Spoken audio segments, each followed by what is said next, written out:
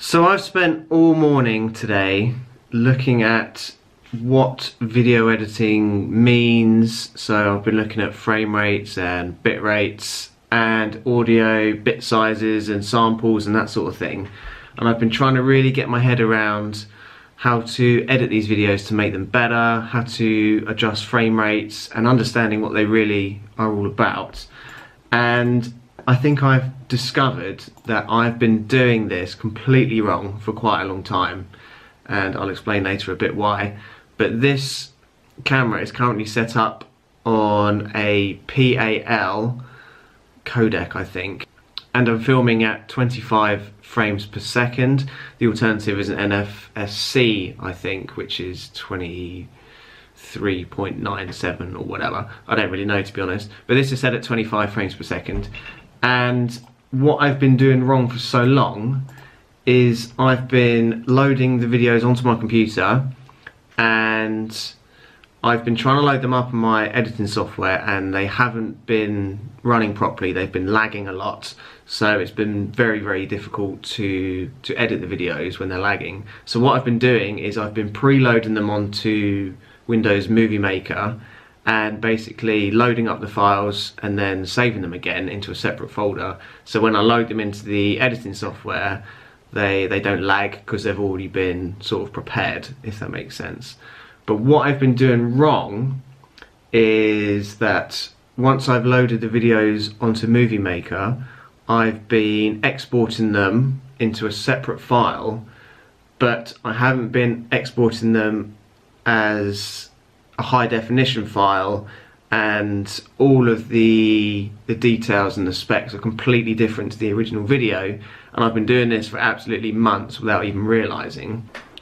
So if I just show you what I mean, what I've been doing is I've been putting the videos straight onto the computer and they go into this folder here, which is fine. But if I try and load one of these onto AVS Editor, which is what I use for my editing software, and this is the folder that they come straight into, pictures. So these are videos straight from my camera that I took yesterday.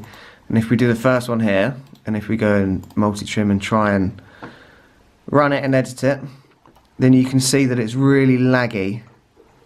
What a magnificent day is today. And I don't know why it does this, but it's an absolute nightmare, and you just can't edit with it. It's just ridiculous. So what I've been doing is basically I've been using Windows Movie Maker, and if you load a video from the same folder, these are straight from the camera. So if I load it onto here, and then I've been just saving them straight away on this setting here, which is just a default setting, I think, and I've been saving that into a separate folder, which is quite time consuming actually, but then this is all the saved files that I've made.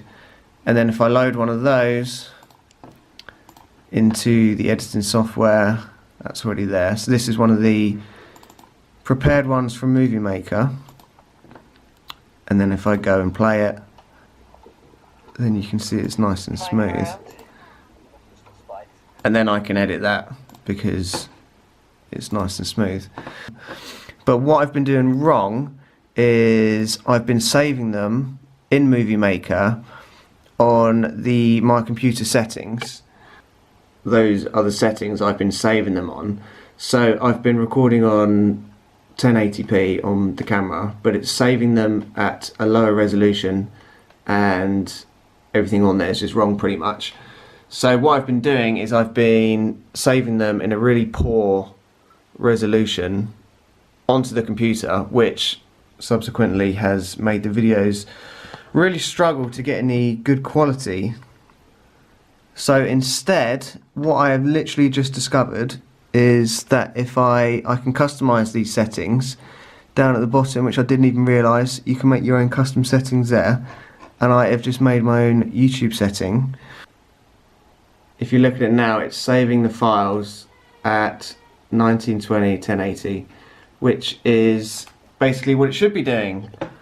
So I'm kind of hoping now that I have realized this fundamental mistake, and I'm going to re-edit yesterday's video. Having known this, so hopefully the video quality should be a lot better, because I was really struggling with the quality of the videos, and I was just like, oh, you know, it should be a bit better than that, and I don't know why it's not as good as I thought it should be, and I think I've just realised why.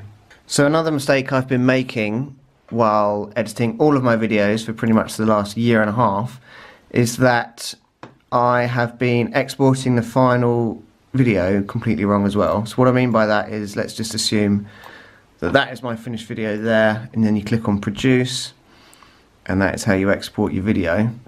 But what I've been doing, just as a standard, is I've been selecting an MPEG file, and I've just been using the one at the bottom, which is full HD video, just basically because it's 1080p and it's 15,000 kilobytes per second, whatever that meant. So I was just like, oh, that'll do, I'll just go with that. But the problem is that this automatically selects 29.97 frames per second, and I've been recording in 25 frames per second, and I've only just discovered this. So if we go on to advanced, you can change the settings here, and you can actually change it to 25 frames per second right there. But I only discovered this morning. So the videos I've been recording in 25 frames per second, I've been downgrading them in Movie Maker down to non-HD, and then I've been reconverting them into a final product in 29.97 frames per second as well. So everything I've been doing has been completely wrong, and I've only just realised it. But I guess that once you start delving into understanding cameras and editing software, and you sort of take it a bit more seriously, you start to realise how these things work and mistakes that you're making. And yeah, I've literally spent about 6 hours this morning watching YouTube videos, trying to understand bitrate. It took me ages to work out what a bitrate was, and I was like, surely the higher the bitrate, then the better the video is, but it's not as simple as that. And there's so many different variables, and to be honest, I've only literally scraped the surface, so there's probably an awful lot more for me to learn. But for now, I just wanted to show you guys what I've been doing wrong, so hopefully you might not make the same mistakes that I did. And if the quality of this video is as good as I'm hoping it's going to be, now I'm going to edit it properly. I won't actually realise until I do this video whether or not it's actually worked or not, but I hope it does.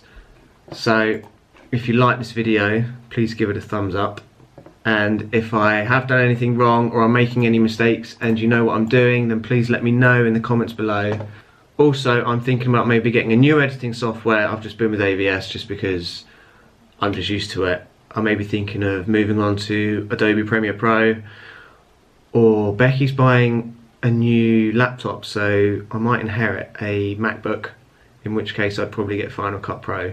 But this is all a learning curve for me, and I hope that over time that I will slowly get better and better at doing this, and then the quality of these videos be better and better. So thank you very much for watching this video. I hope you enjoyed it. I hope you found it informative somewhat, and we'll see you again on the next video. Bye bye.